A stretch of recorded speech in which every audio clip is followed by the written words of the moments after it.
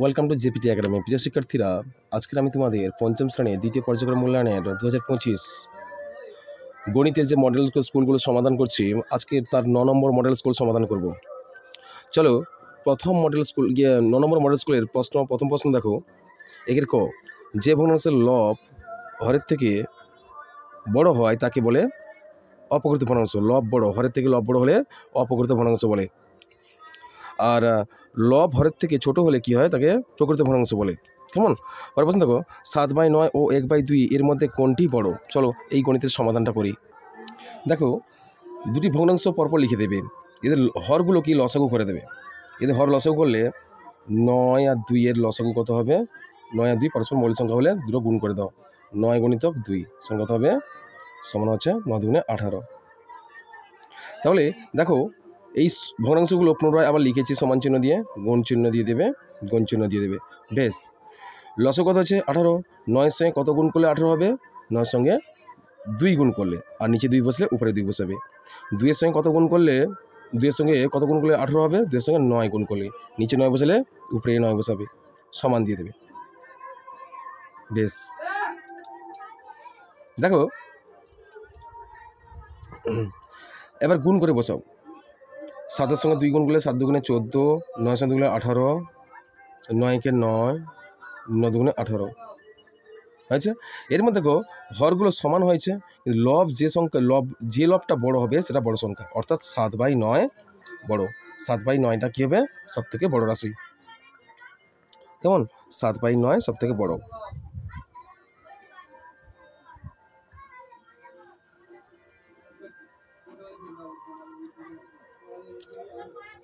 তারপরে ভগ্নাংশ দেখো, তারপর প্রশ্ন বলছে 1 এবং 10 এর মধ্যে মৌলিক সংখ্যাগুলির যোগফল দেখো। 1 ও 10-এর মধ্যে মৌলিক সংখ্যাগুলির 10 যোগফল হবে। দেখো 1 আর 10, 1 থেকে 10-এর মধ্যে, 1 থেকে 10-এর মধ্যে মৌলিক সংখ্যার যোগফল। মৌলিক সংখ্যাগুলো কী কী হবে? মৌলিক সংখ্যাগুলি হলো 1 কিন্তু মৌলিক বা যৌগিক কোনোটাই নয়। এর পর 2 যোগ 3 যোগ 5 যোগ 7, 4টি সংখ্যা। এই যোগফল কত হবে? 3 × 5 = 10, 10 = 17।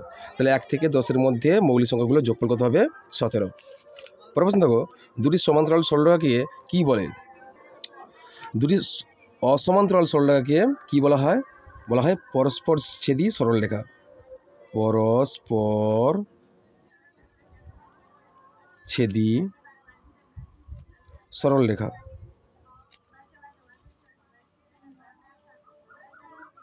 পরস্পর ছেদী সরলরেখা।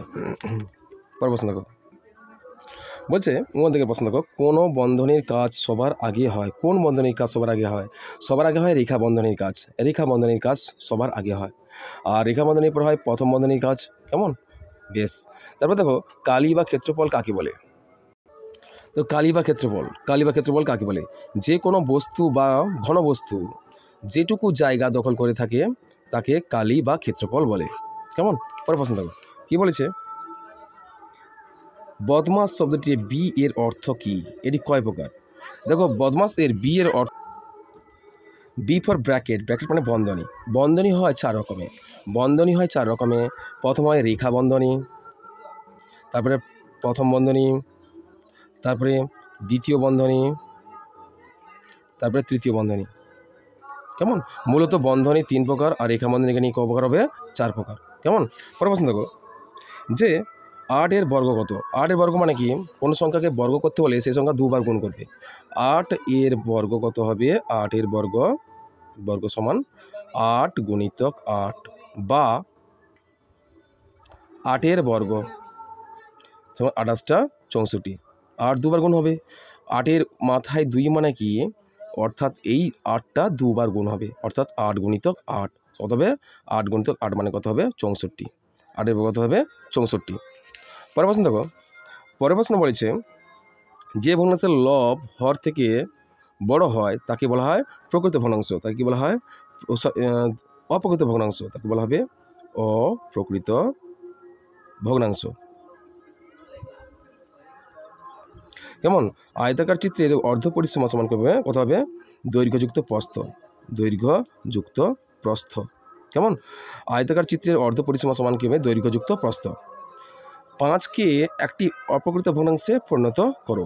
5কে একটি অপ্রকৃত ভগ্নাংশে পরিণত করতে হলে তাকে কি করবে? 5 শুধু যেহেতু দেওয়া আছে, 5কে একটি অপ্রকৃত ভগ্নাংশে রূপান্তরিত করা মানে কি? এই 5কে লব বাই হর আকারে প্রকাশ করা। লব বাই হর আকারে প্রকাশ করলে 5 পূর্ণ সংখ্যা, পূর্ণ সংখ্যা সবসময় লবে বসে। কি বললাম? পূর্ণ সংখ্যা সবসময় লবে বসে, আর নিচে বাই 1। কেমন? 5কে একটি অপ্রকৃত ভগ্নাংশে পরিণত করতে করলে কত হবে? 5/1, বা একে লব বাই হর, 5কে লব বাই হর আকারে প্রকাশ করলে উত্তর হবে কত? 5/1 হবে। 5/1 একটি অপ্রকৃত ভগ্নাংশ। কেমন? পরের প্রশ্ন দেখো, সরল করো।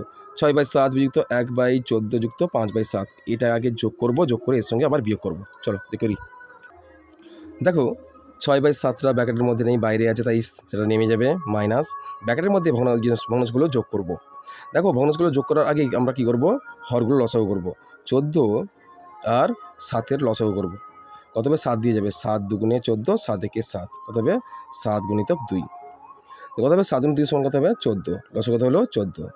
এবার 1 আছে উপরে, লব কত হচ্ছে 1, ব্র্যাকেট দেবো। 1 গুণিতক 14 সঙ্গে কত গুণ করলে 14 হবে? 1 যুক্ত 5 লিখবো উপরে। এবার হর কত আছে? 7, 7-এর সঙ্গে কত গুণ করলে 14 হবে? 7 দুগুণে 14, 2 সমান 6/7 বিযুক্ত, আর দ্বিতীয় বন্ধনী দেবে, দ্বিতীয় বন্ধনী। এরপর আর কোনো দ্বিতীয় বন্ধনীর প্রয়োজন নেই, প্রথম বন্ধনী দিয়ে দাও। 1-এর সঙ্গে 1 গুণ করলে কত হবে? 1 হবে, যোগ 5-এর সঙ্গে 2 গুণ করলে 5 দুগুণে 10, নিচে 14, কত হবে? সমান 6/7 বিয়োগ, এবার ব্র্যাকেট প্রথম বন্ধনী উঠে যাবে। 10-এর সঙ্গে 1 যোগ করলে 11, 11/14। এই 6/7 বিযুক্ত 11/14 একে আবার ভগ্নাংশ করবে। 6/7 বিযুক্ত 11/14 ভগ্নাংশ করো। দেখো 7 আর 14 লসাগু জানি আমরা, 14 হচ্ছে 14। এবার প্রথম বন্ধনী শুরু করবে। লব কত আছে? 6, 6 গুণিতক চিহ্ন, 7-এর সঙ্গে কত গুণ করলে 14 হবে? 7-এর সঙ্গে 2 গুণ করলে 14 হবে, বিযুক্ত 11 লিখলাম। 11-এর সঙ্গে গুণিতক 14-এর সঙ্গে কত গুণ করলে 14 হবে? 1।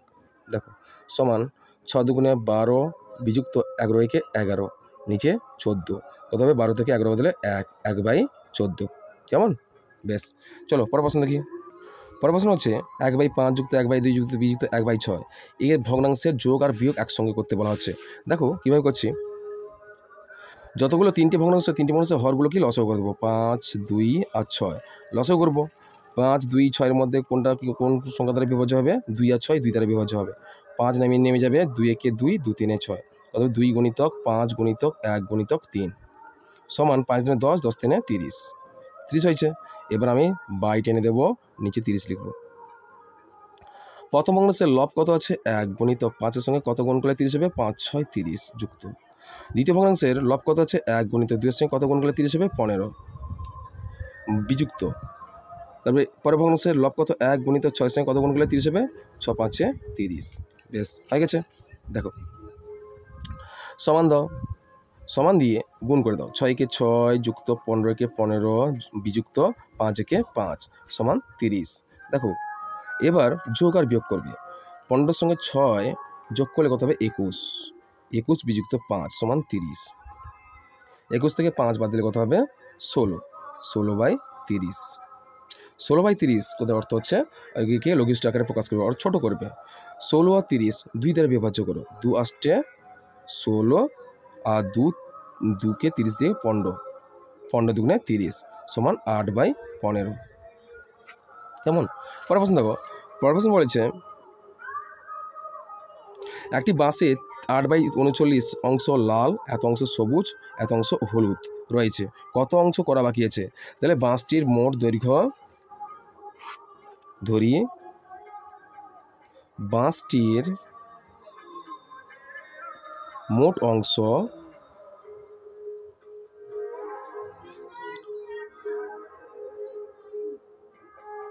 সমান 1। এবার দেখো 3টি রঙের মোট রং করা হয়েছে, কি করবে? 3টি যে রং করা হয়েছে লাল, সবুজ আর হলুদ, তাহলে মোট রং করা হয়েছে, অতএব মোট রং করা হয়েছে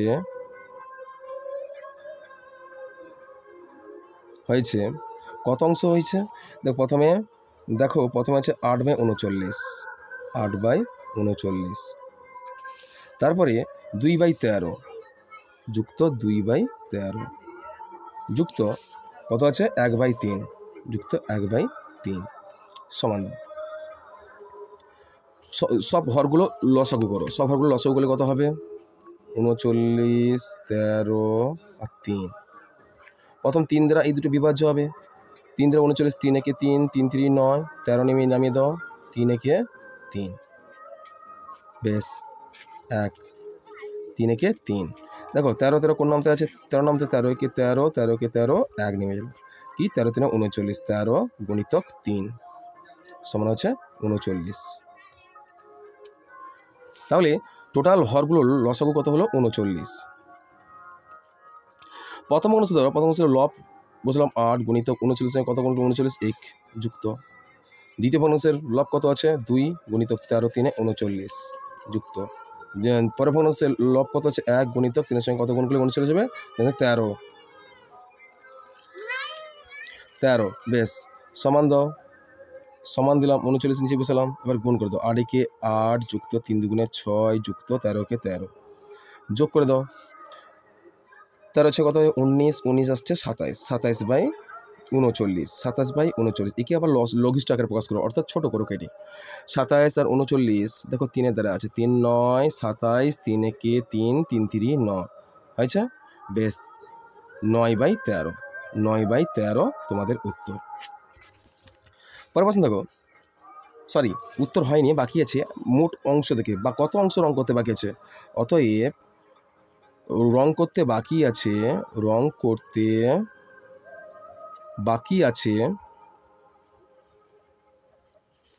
মোট অংশ ছিল 1 অংশ, মোট অংশ ছিল 1 অংশ, 1 অংশ থেকে এই 9/13 অংশ বাদ দেবো, 1 বিযুক্ত 9/13 বাদ দেবো, বাদ দিলে 13 একে 13, 13 থেকে কত 9 বাদ দেবো, 13 থেকে 9 বাদ দিলে কত হবে,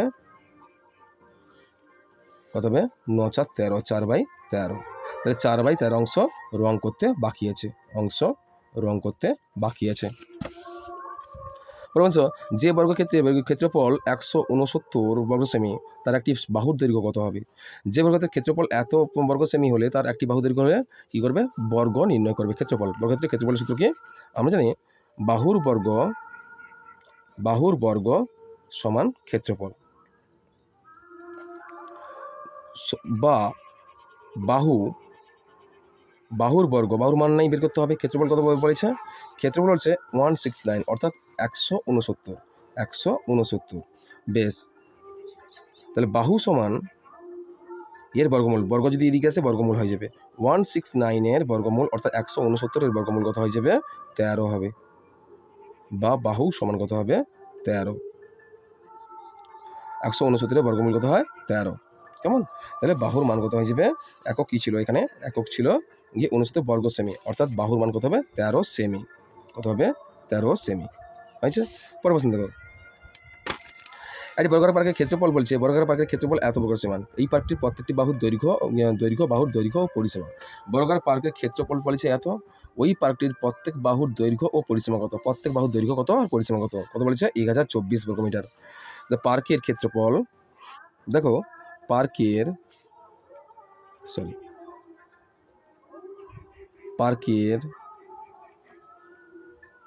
ক্ষেত্রফল সমান 1024 বর্গ, কি বলেছে 1024 বর্গ মিটার, বেশ কি বলেছে বর্গমিটার হলে আমরা জানি কি ক্ষেত্রফল, বর্গক্ষেত্রের ক্ষেত্রফল কী হবে, তাহলে বাহু গুণিতক বাহু, অর্থাৎ বাহুর বর্গ সমান কি ক্ষেত্রফল কত, বাহু সমান কি ক্ষেত্রফল,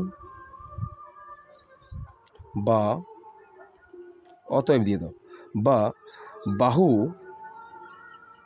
বাহুর বর্গ সমান ক্ষেত্রফল কত হবে 1024, বা বাহু সমান কত হবে বর্গমূল 1024, বা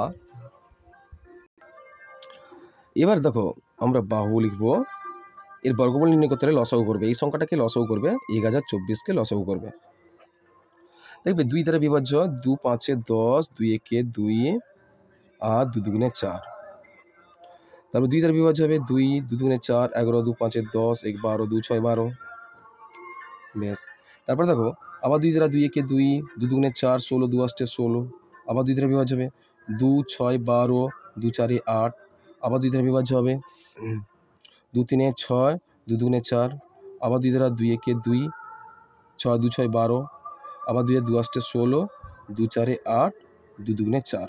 কতগুলো 2 পেলাম দেখো, দুটো করে 2 ধরো, দুটো করে 2 পাচ্ছি কি আমরা, দুটো করে 2 আমরা পাচ্ছি।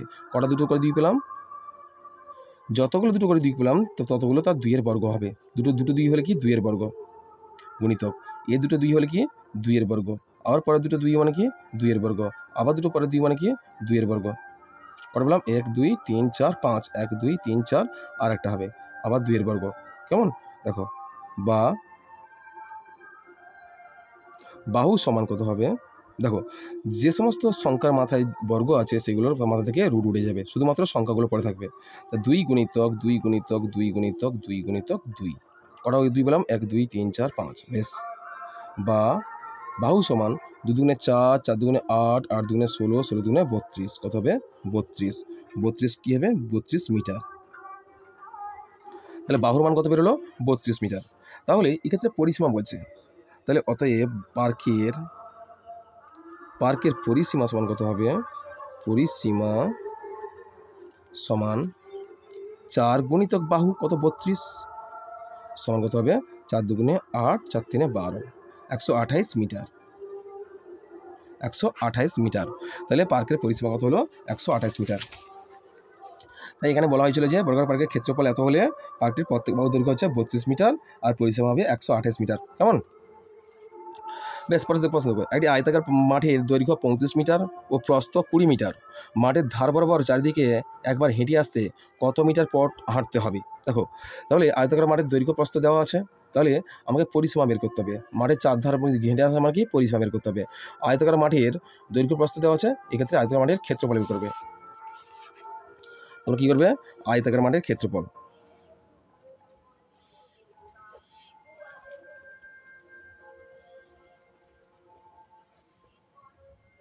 ক্ষেত্রফল সমান কত বলা হয়েছে? ক্ষেত্রফল বের করতে বলে কি আমরা দেখি, আয়তাকার মাঠের ক্ষেত্রফল হচ্ছে দৈর্ঘ্য গুণিতক প্রস্থ। দৈর্ঘ্য গুণিতক প্রস্থ কত আছে? দৈর্ঘ্য কত আছে? 35 আর 20, 35 আর 20, 35 দৈর্ঘ্য আর প্রস্থ হচ্ছে 20। কি আছে? বর্গমিটার দেওয়া আছে, মিটার আছে, মিটার আছে মানে বর্গমিটার। ক্ষেত্রফলের ক্ষেত্রে তোমরা কী করবে? বর্গমিটার করবে। কেমন? সমান দাও, সমান, তাহলে গুণ করো এবার। 5 দুগুণে 10 শূন্য, হাতে 1, একটা শূন্য বাকি ছিল, 3 দুগুণে 6 কে 7, 700, 35 দুগুণে 70, 700 বর্গমিটার। কত বর্গমিটার? 700 বর্গমিটার। তাহলে আয়তাকার মাঠের ক্ষেত্রফল বেরিয়েছে 700 বর্গমিটার। তাহলে মাঠের ধার বরাবর চারিদিকে হেঁটে আসতে তার পরিসীমা বের করতে বলছে। হেঁটে আসতে কত মিটার পথ হাঁটতে হবে, এক্ষেত্রে পরিসীমা বের করতে হতো। আমরা এখানে একটু ভুল করে দিয়েছি, ক্ষেত্রফল হবে না এক্ষেত্রে, আয়তাকার মাঠের ক্ষেত্রফল হবে না, আয়তাকার মাঠের পরিসীমা। তোমরা এটা জেনে থাকবে, তোমার জানা থাকবে এটা। দেখো, আয়তাকার মাঠের লিখবে তোমরা, আয়তাকার মাঠের পরিসীমা সমান, আমরা আয়তাকার মাঠের পরিসীমা জানি কি? 2 গুণিতক দৈর্ঘ্য যুক্ত প্রস্থ বর্গ মিটার। বর্গমিটার হবে না, শুধু মিটার হবে। কী হবে? শুধু মিটার হবে। তাহলে আমরা কি করব? 2 গুণিতক দৈর্ঘ্যের মান কত ছিল? দৈর্ঘ্য ছিল 35, প্রস্থ ছিল 20। তারপরে দেখো, 2 গুণিতক 35 আর 20 কত হবে? যোগ করলে 55। 35 করে যোগ করলে কত হবে? 55। আর 55 দুগুণে কত হবে? 110, 110 মিটার। তাহলে পরিসীমা, আয়তাকার মাঠের পরিসীমা কি বলা আছে? আয়তাকার মাঠের চারদিকে হেঁটে আসতে, মাঠের ধার বরাবর চারিদিকে একবার হেঁটে আসতে কত মিটার পথ হাঁটতে হবে? কত মিটার পথ? এখানে 110 মিটার পথ হাঁটতে হবে। কেমন? পরে দেখো, এই আয়তাকার ক্ষেত্রের পরিসীমা হচ্ছে 120 মিটার, প্রস্থ হচ্ছে 20 মিটার। হ্যাঁ, পরিসীমা দেওয়া আছে 120 মিটার আর প্রস্থ দেওয়া আছে 20 মিটার, হলে দৈর্ঘ্য কত? আমরা জানি পরিসীমা সূত্র জানি। তাহলে আয়তাকার মাঠের পরিসীমা হচ্ছে 2 গুণিতক দৈর্ঘ্যযুক্ত প্রস্থ সমান কি হয়? 2 গুণিতক দৈর্ঘ্যযুক্ত প্রস্থ সঙ্গে পরিসীমা। তাহলে আমরা জানি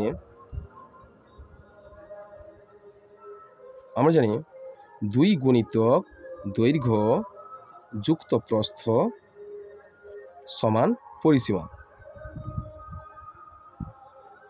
তাহলে এখানে কী কী মান দেওয়া আছে? দেখো, মান দেওয়া আছে আর পরিসীমা দেওয়া আছে 120 মিটার, প্রস্থ হচ্ছে 20 মিটার। হ্যাঁ, 120 আর 20, 120 আর 20। বা 2 গুণিতক দৈর্ঘ্যটা নেই বের করতে বলা হচ্ছে, যুক্ত প্রস্থ হচ্ছে 20 আর পরিসীমা হচ্ছে 120। পরিসীমা দেওয়া আছে 120। বেশ, পরিসীমা দেওয়া আছে 120, পরিসীমা দেওয়া আছে 120 আর 20 মিটার, আর প্রস্থ দেওয়া আছে 20 মিটার। দৈর্ঘ্য কত বের করতে বলছে, এখান থেকে আমরা দৈর্ঘ্যটা পেয়ে যাব।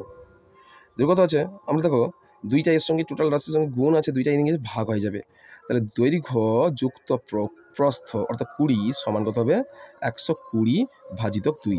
2 এদিকে এলে ভাগ হয়ে যাবে, কিন্তু গুণ ছিল এদিকে এলে ভাগ হবে।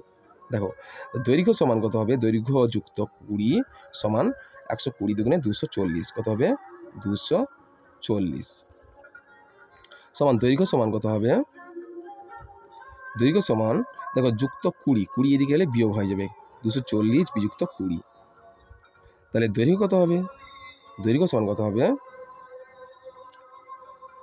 ও সরি ভাগ ছিল, এখানে ভুল হয়ে গেছে, এখানে ভাগ ছিল।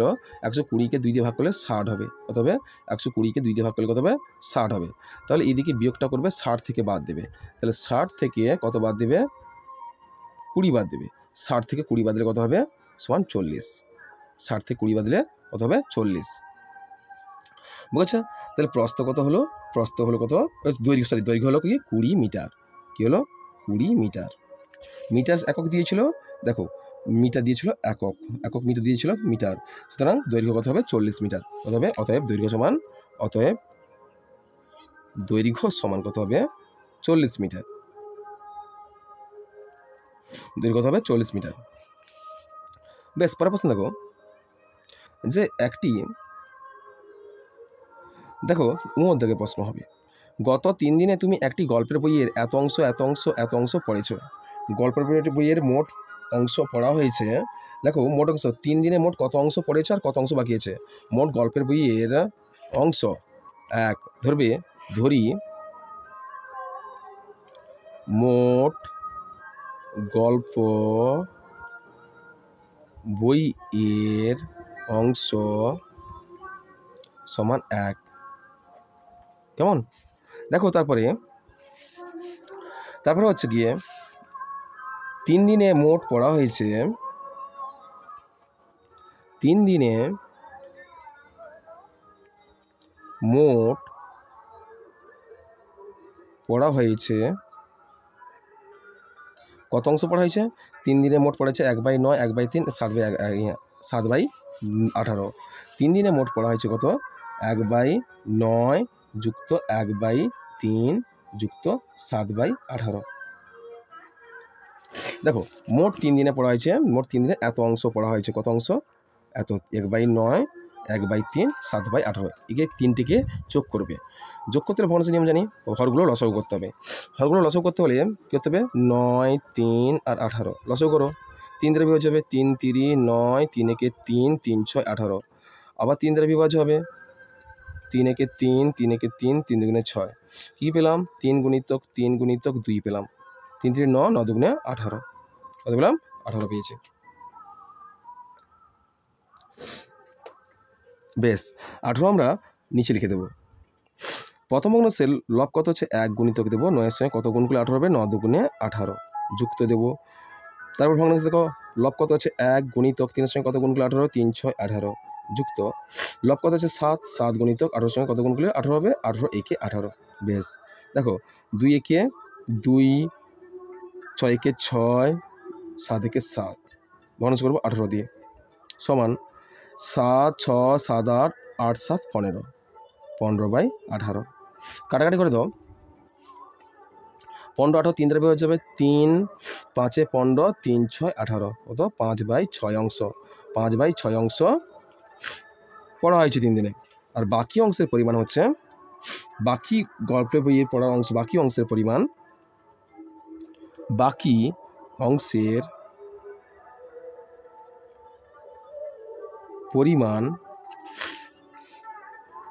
সমান, দেখো 1 থেকে বাদ দেবে, পুরো গল্পের বইয়ের মোট অংশ হচ্ছে 1 থেকে কত অংশ পড়া হয়েছে 5/6 অংশ পড়া হয়েছে, বিয়োগ 5/6 অংশ, সমান 6 একে 6 বিযুক্ত 5 সমান 6, তোমার 6 থেকে 5 বদলে 1/6। কত অংশ পড়তে বাকি আছে? পড়তে বাকি আছে 1/6 অংশ। অতএব পড়তে বাকি আছে 1/6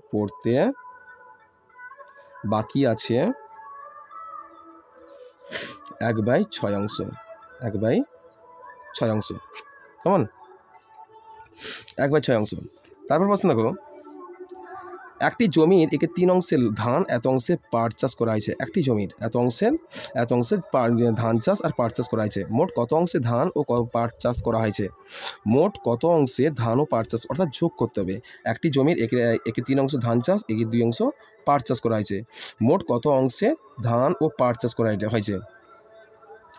মোট কত অংশে ধান ও পাট চাষ করা হয়েছে?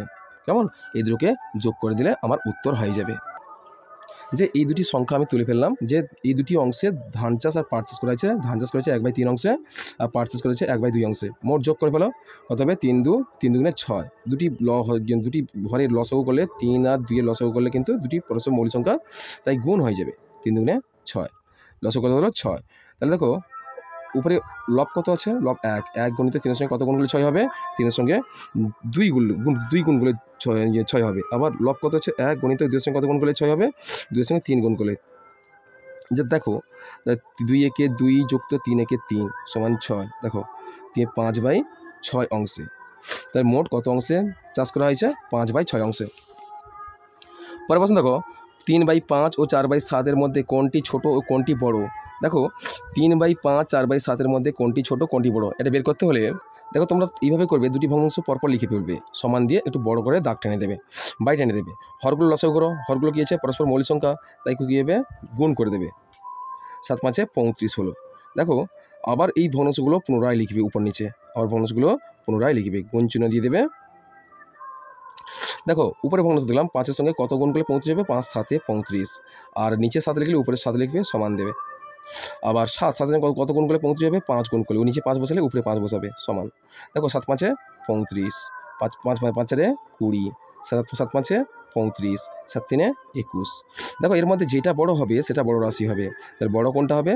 বড় হবে 3/5, আর ছোট কোনটা হবে? ছোট হবে 4/7। কেমন? বেশ। পরের প্রশ্ন দেখো, পরের প্রশ্ন বলেছে যে অথবা স্থানীয় মানে বিস্তার করে কথায় লেখো। এই সংখ্যাটাকে স্থানীয় মানে বিস্তার করে কথা লিখতে বলছে। তাহলে স্থানীয় মানে বিস্তার করতে হলে সংখ্যাটা ছিল, দেখো এর স্থানীয় মানে বিস্তার করি 449.46। একে স্থানীয় মানে বিস্তার করলে কত হবে? 400 পাবো যুক্ত 4 দশক পাবো আর 9 একক পাবো যুক্ত দশমিকের পর প্রথম অংশ দশাংশ অর্থাৎ 4/10 যুক্ত 2 নম্বর অঙ্ক হচ্ছে শতাংশ অর্থাৎ 6/100। এবার একে আমি কথা লিখলে হবে এইরকম 449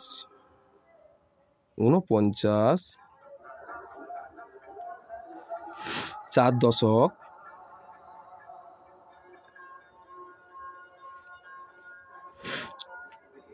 আর 4 দশাংশ লিখবে, 4 দশাংশ আর 6 শতাংশ, 6 শতাংশ। কেমন? তাহলে 449 4 দশাংশ 6 শতাংশ। কেমন? 6 শতাংশ। পরের প্রশ্ন দেখো, বলছে সরল করো। দেখো এই সরলটা আমি আগে একটা ভিডিওতে করে দিয়েছি, যেটা সমস্যা ছিল সেই সমস্যাটা আমি সমাধান করে দিয়েছি। দেখো সরলটা করেছিলাম, দেখো সরলটা আমি করেছি, দেখো আগে যে ভিডিওগুলোতে করেছিলাম এটা আমি করিয়ে দেখাচ্ছি। দেখো প্রথমে 70কে 14 দিয়ে ভাগ করবে, ভাগ করলে 5 হয়েছে, আবার 90-এর সঙ্গে 5 যোগ করে 95 বিযুক্ত 64, 95 আর 64 কী করবে? বাদ দেবে, কত হয়েছে? 31। 36 বিযুক্ত 31 গুণিত 14, এর মধ্যে কী করবে? এর মধ্যে হবে আগে গুণ করে নেবে, গুণ বদমাস নিয়ম যে গুণ করবে, গুণ করতে 434 হচ্ছে। এবার 36 থেকে 434 বাদ দেওয়া যায় না, তা কী করতে হবে? অবশ্যই বাদ দেওয়া যায়। আমি রুলসটা শিখিয়ে দিয়েছি আগের ভিডিওতে, যে কীভাবে সাইনের তুলনা করে কীভাবে এই মাত্রা দিতে হয়, বিয়োগ করতে হয়। তাহলে কী হলো? বড় সংখ্যার আগে মাইনাস ছিল বলে মাইনাস হয়েছে -398, অর্থাৎ 434 থেকে 36 বাদ দিলে হবে 398 সমান 720। এবার ব্র্যাকেট তুলে মাইনাস মাইনাসে প্লাস হচ্ছে 398, 720 যুক্ত 398 কত হবে? 1118, 1118, সরি 1118। কেমন 1118, আমি ইংরেজিতে লিখে দিয়েছিলাম গো 1118, হয়েছে 1118। পরের প্রশ্ন দেখো, সরল করো। এই সরলটা করতে বলা হচ্ছে, দেখো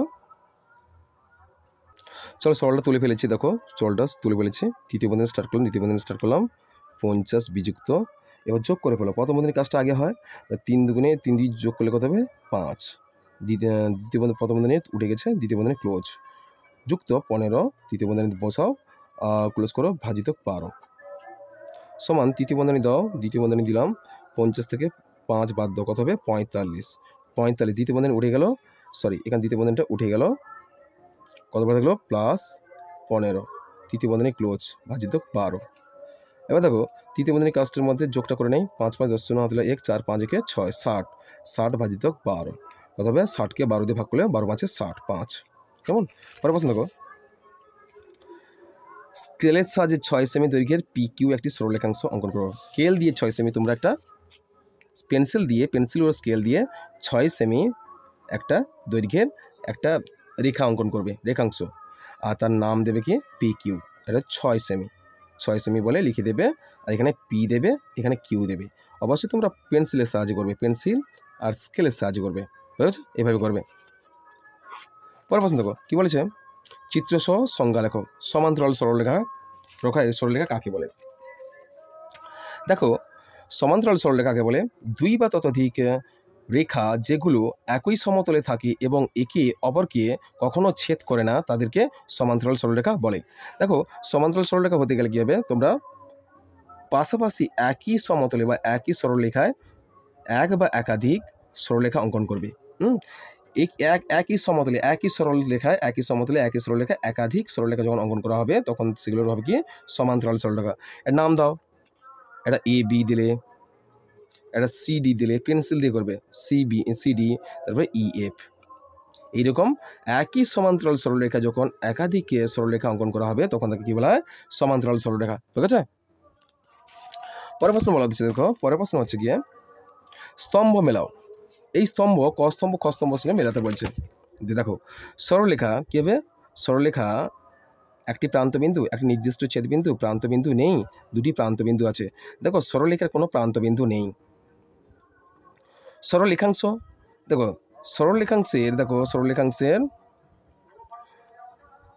দুটি কিন্তু প্রান্তবিন্দু আছে, সরলরেখাংশের দুটি প্রান্তবিন্দু আছে। রশ্মির কিন্তু একটি প্রান্তবিন্দু আছে, আর সমবিন্দু সরলরেখা একটি নির্দিষ্ট ছেদবিন্দু আছে। এই গেল তোমাদের পঞ্চম শ্রেণীর 9 নম্বর মডেল স্কুল। এরপর আমি 10 নম্বর মডেল স্কুলটা খুব শিগগিরই নিয়ে আসবো। আর আজকের এই পর্যন্ত, দেখা হবে আমার সেই পরের ভিডিওতে।